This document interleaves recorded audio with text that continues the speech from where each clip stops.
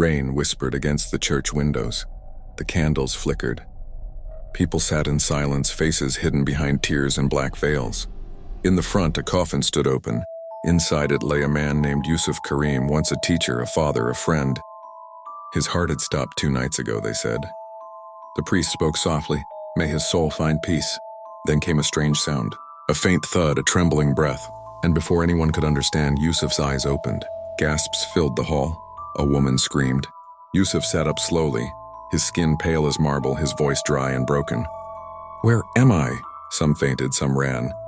His wife fell to her knees, shaking. The doctor rushed forward, touching his pulse. Real, beating, impossible. Yusuf was alive. On that night, the house filled with fear and celebration mixed together. Neighbors whispered, "A miracle." But Yusuf's eyes held something else. Confusion, dread. "I saw it," he said quietly. "I saw what's after this." His wife touched his hand. "What did you see?" He hesitated. "It wasn't heaven or hell. It was a hall, endless, silent. Hundreds of doors, I walked among them, searching for mine. And when I opened it," he stopped, trembling. "There was nothing, just darkness waiting to swallow me." For days, Yusuf didn't sleep. His body was alive, but his soul seemed stuck halfway. He refused to look in mirrors. Said his reflection looked delayed, like it moved a second too late. He stopped eating, stopped talking.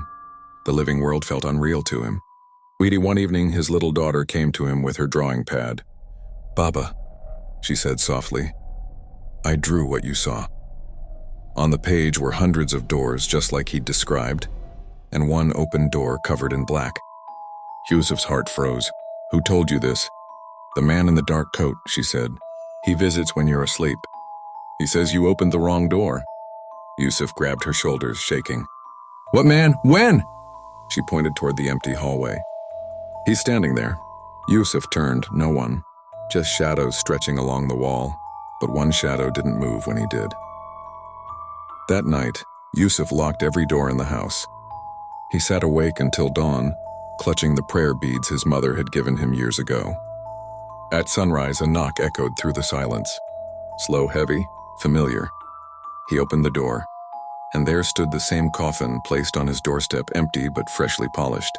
A note lay inside it. "You were never meant to wake." Yusuf fell back, trembling. The air around him grew cold. His heartbeat raced louder and louder until it stopped.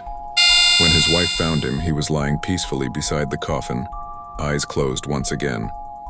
The doctor came, sighed deeply, and whispered, "Now he's truly gone." But when they lifted his body into the coffin, a drop of water fell from his eye, and like a tear refusing to die. Well, the next day during the funeral, no one dared open the coffin again. They buried it quickly under the gray sky. And yet, every year on that same night, people in town say they hear soft knocking from beneath the earth. 3 times, slow and hollow. No one ever checks because everyone knows. Some doors once opened should never be found again.